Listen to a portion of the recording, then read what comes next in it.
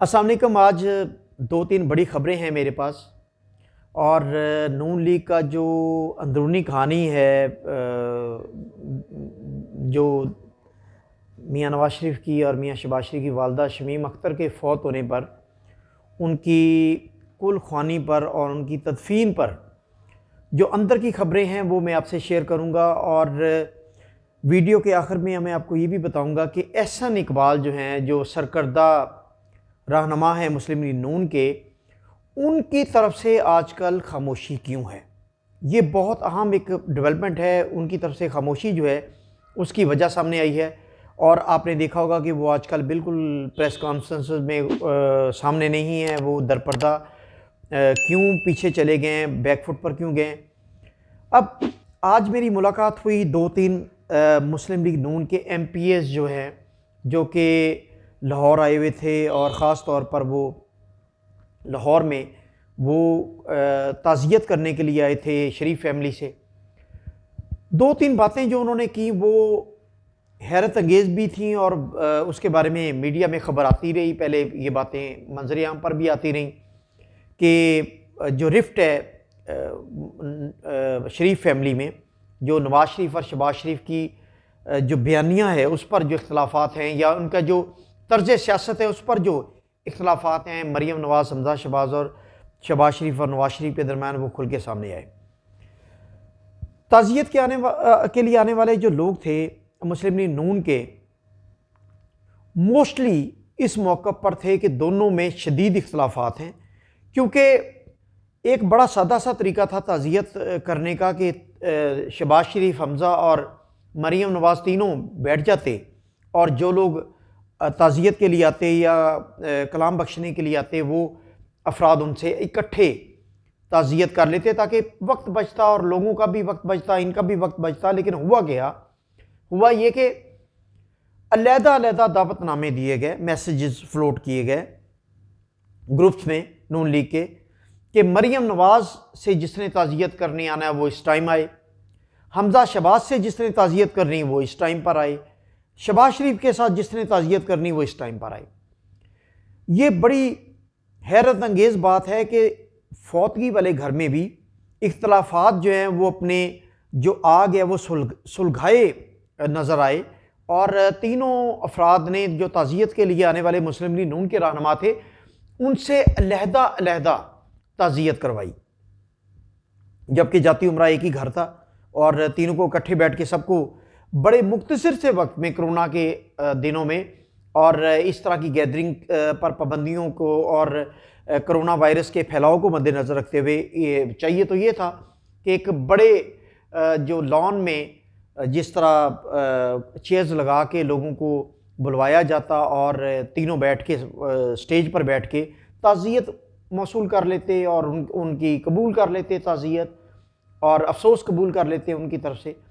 لیکن ہوا یہ کہ 3 دن یہی ڈرامہ جاری رہا۔ مریم نواز کے لیے تعزیت کرنے والا گروپ علیحدہ سے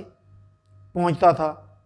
حمزہ شہباز اور شہباز شریف سے تعزیت کرنے والے گروپ علیحدہ علیحدہ ٹائمنگ پہ پہنچتے تھے۔ تو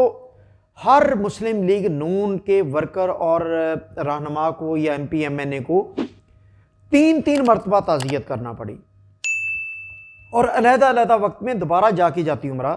تعزیت کرنا پڑی۔ تو یہ تو ایک وہ بڑا پکا ثبوت ہے کہ شہباز شریف اور نواز شریف کا جو طرز سیاست پر اختلاف ہے یا جو بیانیے پر اختلاف ہے وہ کھل کے سامنے ہے۔ اور مریم نواز کا جلسوں میں، پبلکلی عوام میں یا رہنماؤں میں اپنے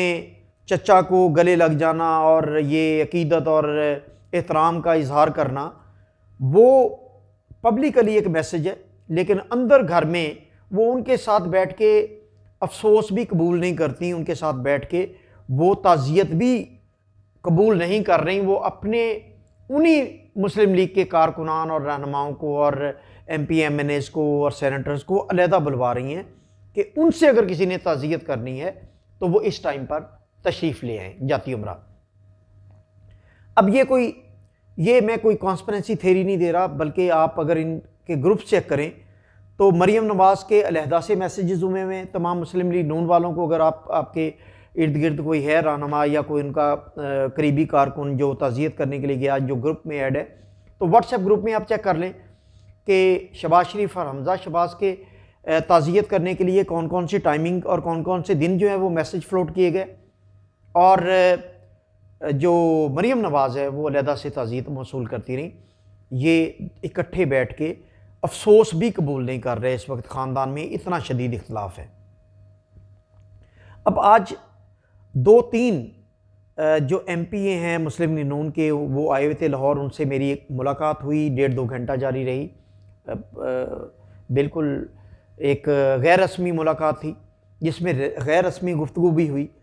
اس میں ایک یہ انہوں نے تصدیق کی، میں نے ان سے پوچھا، میں نے کہا جاتی عمرہ میں تعزیت کے معاملے میں کیا ہو رہا ہے، علیحدہ علیحدہ کیوں تعزیت کروائی جا رہی؟ تو انہوں نے اس بات کی تصدیق کی کہ مریم نواز سے تعزیت کرنے والے اور افسوس کرنے والے علیحدہ آ رہے ہیں، اور حمزہ شہباز اور شہباز شریف سے تعزیت افسوس کرنے والے علیحدہ سے آ رہے تھے۔ تو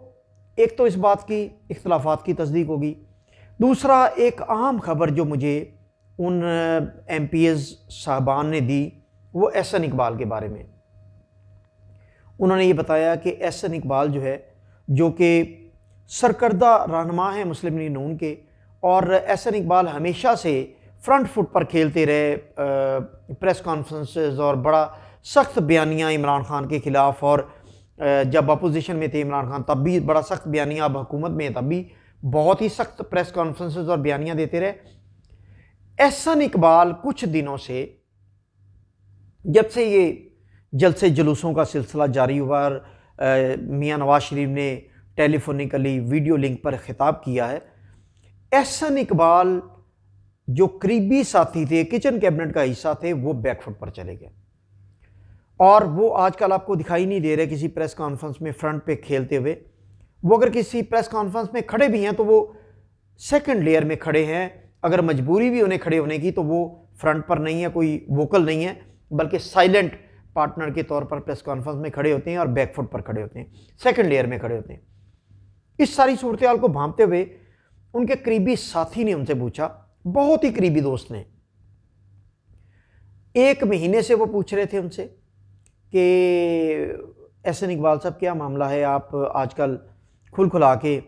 حکومت کے خلاف بیان بازی نہیں کر رہے اور کھل کھلا کے آپ پریس کانفرنس میں دھواں دار قسم کے دلائل نہیں دے رہے، تو وہ ٹال جاتے تھے۔ یہ تعزیت کے وقت جب وہ یہاں آئے ہوئے تھے تو اسی دوست نے سائڈ پہ کھڑے ہوئے ان سے پوچھا، ان سے کہا کہ آپ آج بھی بجھے بجھے ہیں اور آپ پریس کانفرنس میں بھی نظر نہیں آ رہے، معاملہ کیا ہے؟ تو احسن اقبال نے بڑے دھیمے لہجے میں انہیں یہ جواب دیا کہ جو بیانیہ ہے وہ سب کو ذلیل و خوار کروانے والا بیانیہ ہے، وہ بیانیہ حکومت کو نقصان پہنچانے کی بجائے مسلم لیگ نون کے حصے بکھرے کر دے گا، اور مسلم لیگ نون کا نقصان ہو رہا اس بیانیہ سے۔ لیکن مریم نواز اپنی ضد پر اڑی ہوئی ہے، اور اپنی ضد کی وجہ سے پوری مسلم لیگ نون کو اس نے بھینٹ چڑھا دیا ہوا ہے سیاست کی، اپنی گرجفل سیاست کی، اپنی انتقامی سیاست کی بھینٹ چڑھانے کے لیے تلی ہوئی ہے۔ اور احسن اقبال صاحب بیک فٹ پر چلے گئے ہیں، وہ اس بیانیے سے متفق نہیں ہیں۔ آج جو تینوں ایم پی ایز تھے وہ بھی مریم نواز کے رویے سے اور ان کے بیانیے سے قطعاً بھی متفق دکھائی نہیں دے رہے تھے، 100% اس سے اختلافات کر رہے تھے، اور یہ کہہ رہے تھے کہ یہ بیانیہ مسلم لیگ نون کے لیے دشمن ثابت ہوگا، عمران خان کو اس کی فیور مل رہی ہے اور عمران خان کو اس کا اچھے نتائج ملیں گے، مسلم لیگ نون کے حصے بکھرے۔ عبدالقادر بلوچ کا انہوں نے کہا کہ بڑے قریبی ساتھی جو ہے، انہوں نے پریس کانفرنس کے ساتھ اپنے ساتھیوں سمیت انہوں نے لا تعلقی کا اظہار کیا۔ اس طرح کے بے شمار M P As M N A اس وقت فرسٹریشن میں ہیں، مریم نواز کی طرز سیاست سے سخت اختلافات رکھتے ہیں، لیکن کیونکہ سروائیول مسلم لیگ نون کے ساتھ ہے اس لیے کھل کھلا کے بات نہیں کر رہے۔ احسن اقبال بھی خاموش ہیں،